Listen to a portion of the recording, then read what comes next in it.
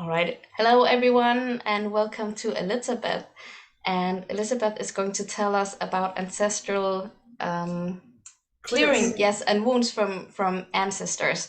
So, what is all of that for those who have no idea about any of this? Can you explain what it is? What's this about? Yes. Yeah, there is a lot of discussion about ancestral healing these days. This is an actual trademarked, registered product process. Ancestral clearing, registered and trademarked by John Newton of healthbeyondbelief.com. He's the one that teaches and trains practitioners in this, and I just happen to be one of those people. Um, so the process is um, it's complementary to all other healing modalities. So supporting all other healing modalities, and what we're doing is helping to release the burden of past imprints and how they're showing up in the present. What does that even mean? Right? So spiritual teachers have been telling us for thousands of years that we come into this life with the gifts and the burdens of our ancestors. And science has actually been able to measure 14 generations back. So that's interesting. In the DNA, that's how much they can measure. So that's how much they'll commit to. So that's like 64,000 people. Going back 14 generations is roughly 64,000 Yeah. people. So we're able to measure on the DNA the effects of 14 generations. So their imprints are on us. And how does that work? I'll give you an example kind of from the science so you can kind of track backwards. Um, so the egg that was you was in your mom, but before it was in your mom, um, it was in your grandmother. Now, the way that works is when your grandmother was pregnant with your mother, the egg that is you was in your mother. So Mm, your egg that was you you occupied space both in your mom and your grandmom in that time. So mm, while your grandmother carried your mom for the next 5 months, you guys were sharing space with one another.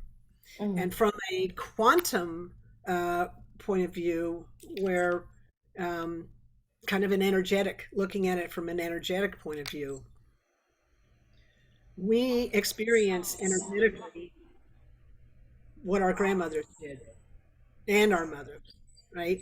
And then because how that works, our grandmother was in her mother and her grandmother, right? So there's this whole chain of mm. energy, right? So from an energetic point of view, you can kind of look at it that way. And we can measure at least 14 generations. The other thing about the why I'm another reason I'm bringing in the mother angle of it is that if you measure the mitochondria, which is this little organelle in every cell in the human body, um, it's the little energy producer. It's where the ATP. It's like it's the Mm. engine for the cell. Yeah. The mitochondria is passed down through the mother only. So all Okay. mitochondria is from the mom. Yeah, so that's kind of interesting. Mm. So now, men carry mitochondria from their mothers.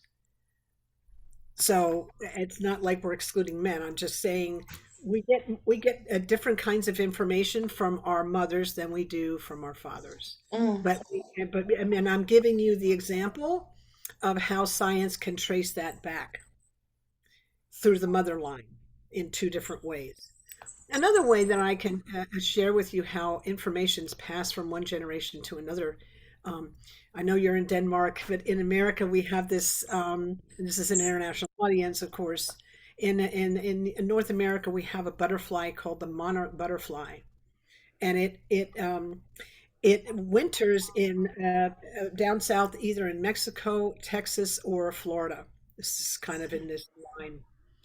depending on where it was born, really. And then in the spring it migrates north, and it has it lays eggs and feeds and has then the fifth generation to be born. So it reproduces a bunch of times, and the fifth generation to be born migrates back to wherever it came from. If it was Mexico, it migrates back to Mexico. If it was Florida, it migrates back to Florida. This all the science Mm, has been done. yeah, and that's uh interesting. It's really and so the interesting. question is, how does it know where to go? How does that work? The fifth generation, how does that work? Is passed down the information and the environment. Here's the other thing that's cool.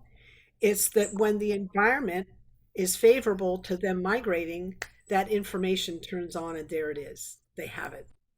Mm, So that talks to this other thing that brings in the other piece of it, which is environment, which is why ancestral clearing can work here and why our imprints show up in the present. Um, just to recap real quickly, for the monarch butterfly, it has that information in its DNA, but it doesn't become accessible until the environmental factors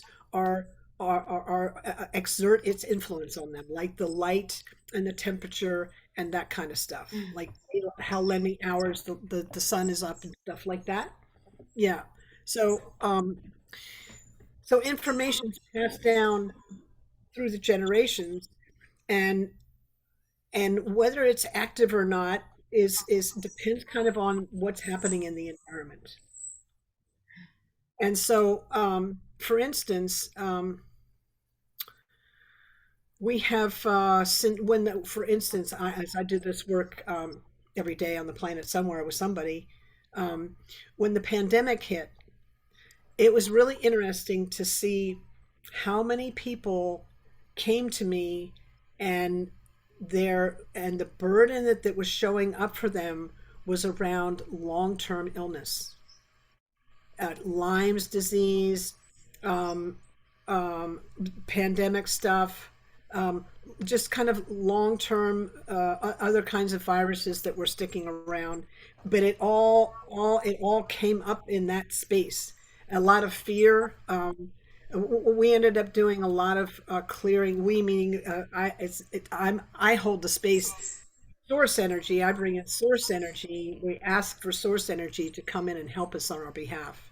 And so it's a we thing. It's a creative process.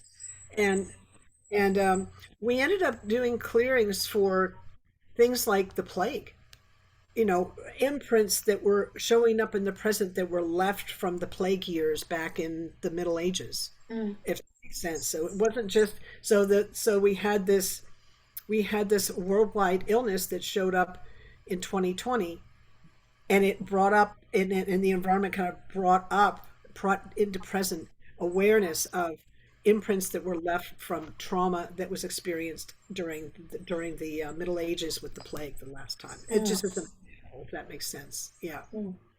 Yeah, well, it was actually just 100 years ago, wasn't it? We had the Spanish flu, at least over here Exactly. in Europe. That was pretty hard, and that's just 100 years ago.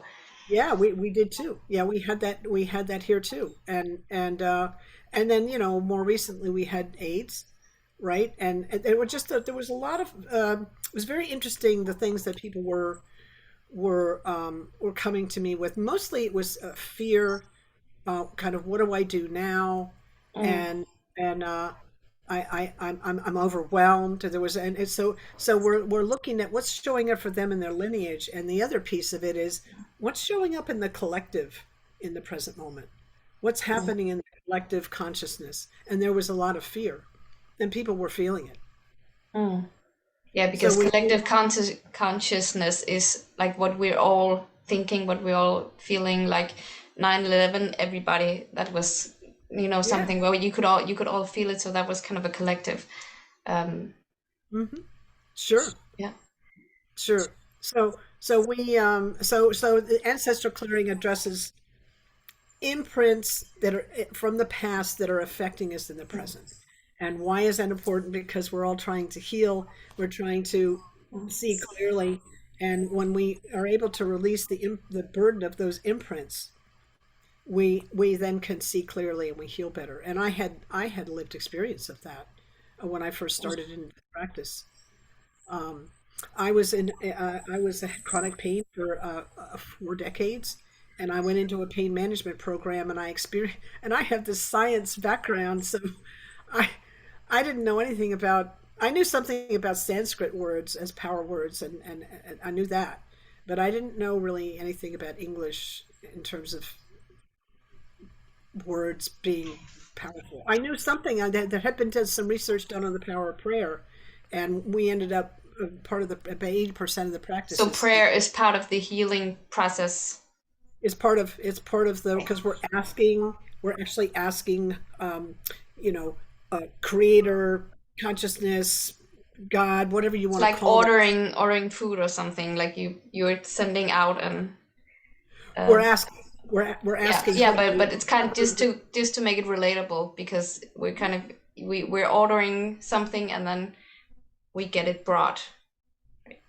We ask and we get an answer. And my experience is that when I ask from the heart, I get an answer. Anytime that I'm asking whatever that power is, if it's not from so much the head, but from the heart, when it's Mm, coming from a felt sense, boy, do I get an answer. I may not get the answer I'm looking for, but but I get an answer, and it's a good answer. so so mm, we so we access this power, and anyway, I had a felt experience of it, and I was shocked because I had no idea that we didn't even say the prayer out loud. We just read it silently, and and it wasn't just me that had an effect in the room. I was in the room with 20 other people, and I felt the room change, and I felt other people reported. They started with a you know a very high level of pain, and they went down to a much lower number, and I was one of those people. All of us did, and I was like, what's happening here? We got to measure this, and can we test it, and and can mm, you repeat it, and does he teach it, and all of that was, and the answers to all those things was yes. We we we, we don't know how to actually measure it yet in terms of like a blood marker, which I'd kind of like to see some objective measurable mm, associated with the work. But people feel it. You can feel a shift in the body, an energetic shift in the body, and I know I did. My pain started just dissolving. I was just like, "What happened?" All right, I didn't expect it. It wasn't like he was leading the. It wasn't like they were leading the witness there. It was just there. It was. So mhm, very powerful process. It's surprising how much I was surprised how much the past had imprinted on my current reality. And when I was able to release at least some of the burden of that, I felt lighter, mm, and the constriction and tightness in my body just melted away. mm. So for you it was like it was pain, physical chronic pain, right? It could also be, the at least from what I know, it could also be if you like want something, you have a goal in life and you just can't achieve it. There's something kind of blocking you, or you have a fear of something that you don't know where it comes from. Like I've never experienced anything bad around this. Why am I afraid of this? Or all of these Yeah, things that kind of we can explain in our life in some way. exactly. Yeah, it's quite remarkable. And another thing I love about the process is there's 5 different techniques within it, and what we a few of them we can just kind of go. Um, the process itself takes us for the client right back kind of to the root, and we Mm, can see we can kind of see what it's about. We may not see the where is it and who was it, and we might not get all that, but we kind of get the meaning of it. And I give you an example. I was working with somebody yesterday, and there was loneliness. There was a real longing attachment thing going on, um, and we worked the process, did a bunch of clearing around that, and what the root ended up being was that somewhere in the lineage somebody had had a loved one, probably a husband, who was a sailor, went to sea, and never came back. And the the the spouse never knew what happened, and Mm. this longing, right? This long and went to their grave with this longing of, where's my Yeah. where's my partner kind of thing.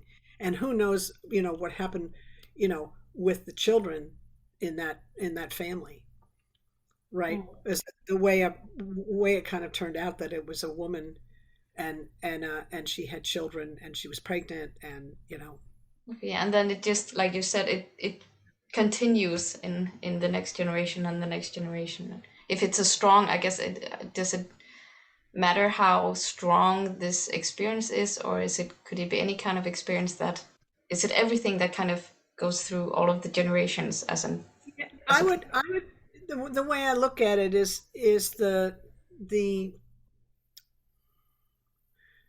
if it's unresolved, if it goes from one generation to the next unresolved, undealt Mm, with, it's got its own energy. Yep, that passes on, and it can show up in all, because it does. I mean, I've been in this work for 8.5 years. I've been doing the work for, as a practitioner for 8, but I've been in the work for about 8.5, and on a regular basis, in not just doing the, as a practitioner, but as a student of it. And I'm surprised after all this time how much still comes up. I stuff I'm still clearing. Right, we've got a yeah. lot of there's a lot going on in the what did I say? 14 generations is like 65,000 people. So a Hmm. So do lot you of ever get done? Do we how do we approach it? Like Yeah, because that's great. Great question. This process is all about: what's showing up in the present moment. What is here that's blocking me from evolving, right? Or we all want to evolve. And so the idea of, like, well, what's blocking me from my own evolution is that whatever's showing up in the present moment likely so has a just root. take whatever comes up when it comes up. It's because Exactly. it's ready to Yeah, be healed and yeah. I don't really get into, oh, I have to do this the rest of my life. I'm kind of like, well, what's showing mm, up now? Because mm, not in every present moment, and not in every moment is some kind of block showing up. Some moments, in some present moments, blocks show up, but not in all of them. So it's kind of like, what's showing up in this one? Like, yeah. So how is there a way we can, is there something you can do by yourself? Because now probably not everyone has the means to go to a healer or um yeah, is there something you can do by yourself that can help in well, any way? I'll give you an experience of it. And what we do is we bring in whatever the name of the higher power is. Um, you don't even have to believe in a higher power for this practice to work. Mm, I always say gravity acts on us whether we believe in it or not. So yeah. we call in something that's bigger and greater than we are, more loving, Mm. and uh, and we You come can in, call it God or Islam or whatever, yeah, life whatever, source or yeah, whatever your name is for what that force is, mhm.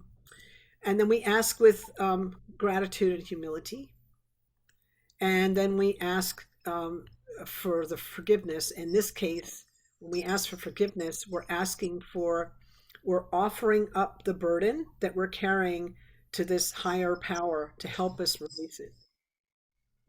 We're asking for help, asking for its help in releasing it. Mm. That's how we're doing that. So that's kind of the way we put that together in a prayer. And I can give you just a short experience of that. That'll be, it's powerful in this present moment, but of course, this is, most people will see this as a replay, and it's just Mm. as powerful a replay as the present moment. So whoever is listening to this in this moment, if you could just sit comfortably and allow these words to just kind of wash over you. And I'll try and keep it fairly short. Just notice what you feel, what you're feeling in the body as I say these words, and maybe get an idea if there's something If you're feeling something, say you've got maybe a sore back, or maybe you've got the side of your neck or your shoulder or your knee or something, just notice what's the level of intensity from 0 to 10 of that sensation that you're feeling. And we'll see, we'll do that to start with, and then we'll see where it is when we end. What if you don't have something?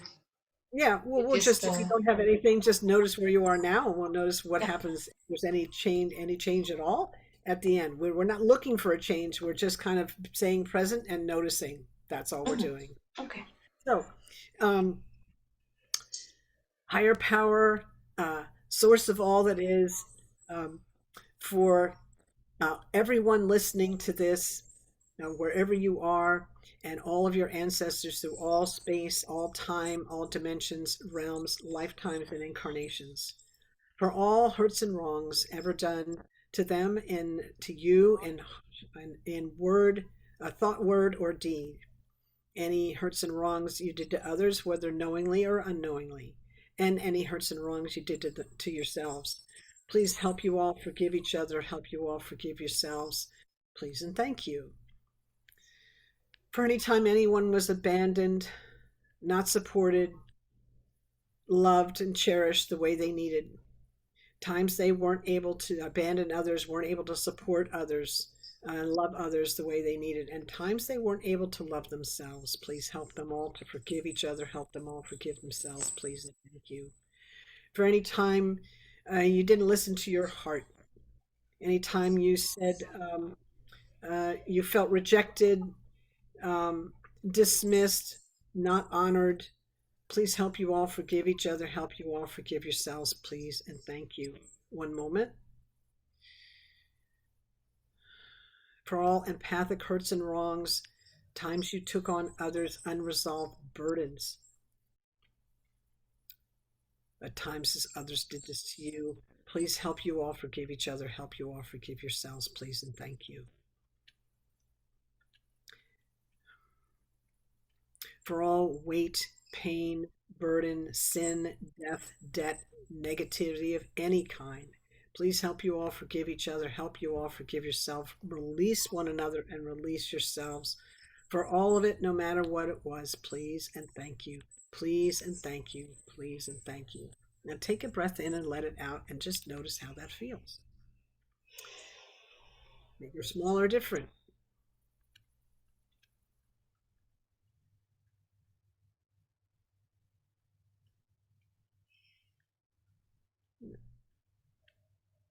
We'll add here for all the bullies in your lives, times you did this to others, and for all war, Holocaust, disagreement, arguments, times we just couldn't get along and how it all blew up, all the heartache and suffering that led up to it, all the heartache and suffering that ensued because of it. Please help them all forgive each other, help you all forgive yourselves, please and thank you. All right, take another breath in and let it out, and just notice how that feels.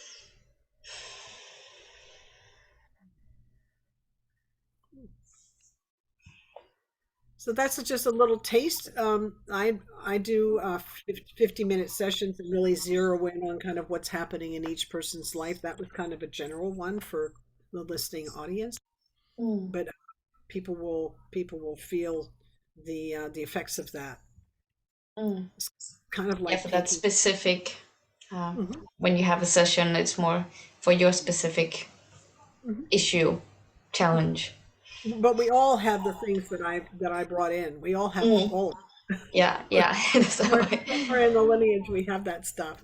So yeah, yeah, it works for everyone. Yeah. yeah. Okay, great. Well, thank you for that. Thank you. So, mhm, mhm, mhm.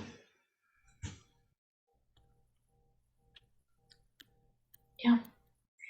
So doing this, it's kind of, you're using the word forgiving a lot, so we're kind of forgiving ourselves and others, and that releases the blocking, the fear, whatever it is that's kind of holding us back or keeping us stuck or We're actually offering up the burden that we're carrying, the forgiveness part.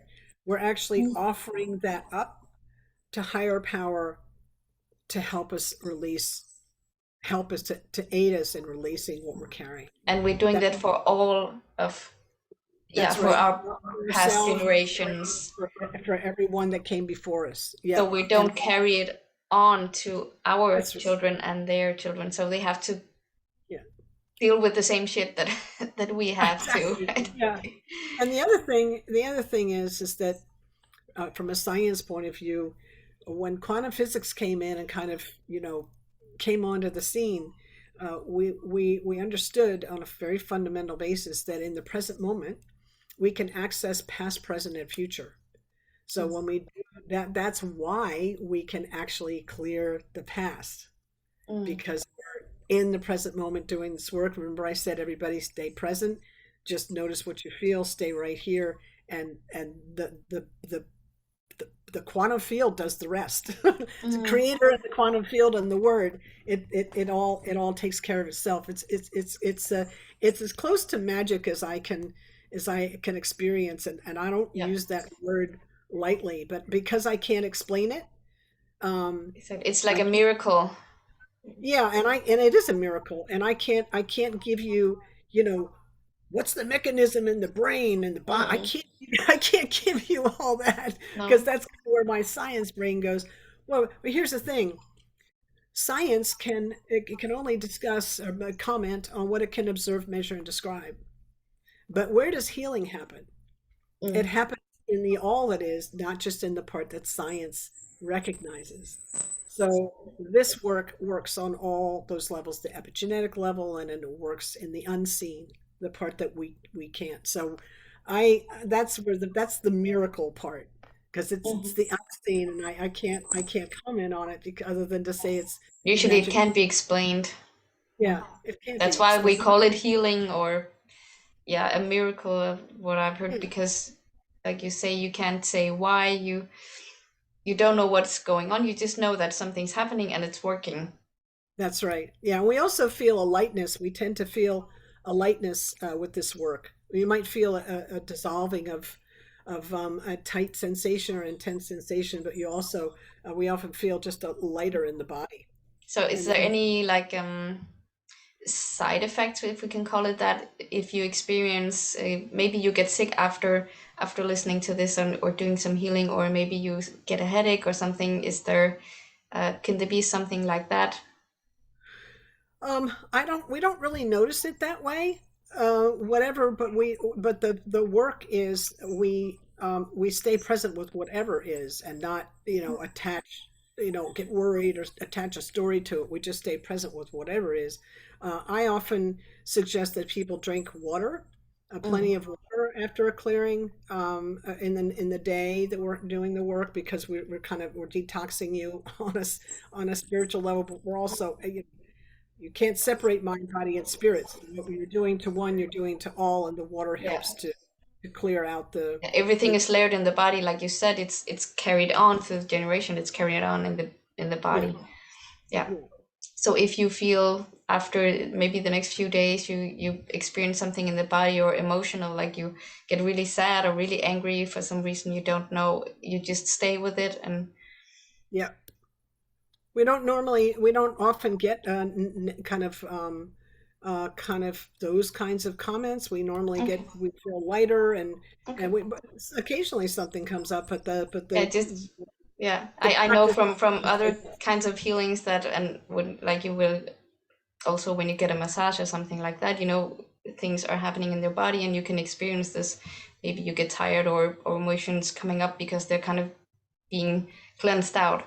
Yeah, and we'd But also consider that would be the next layer coming in, right? Whatever, because we cleared something out. No, now this one's present, so yeah, we so work on new that. ones comes up. Yeah. Yeah, so that Yeah. would be another way that we look at that. And again, um, uh, we would bring in higher power, ask for the on our behalf for the ancestors and ourselves. Um, with gratitude and humility, the please and thank you, and what we're offering up to release. That's kind of Great. how the prayers Yeah, structured. great. Well, Anyway, thank you so much for sharing. Is there anything else you want to say here and well, I would just like closure? to say that the greatest healer in our lives lives within. And so I feel like it's really important to reference that and understand that perspective. It's not now, doctors are amazing, and I'm grateful for them. They can set a bone and stitch up a wound, but they can't tell the body how to heal. Only the body knows how to do that. The mind, body, spirit Mm, system knows how to do that. So I just yeah, directing everybody back in that direction. That's the source. mm, great. Yes. Thank you so much for being here and sharing with that. And thank you for listening. I hope you felt something through this healing. And if you want to know more, you can find the details down below. So thank you, Elizabeth, for coming, and we will see you again another time. Bye. Bye now.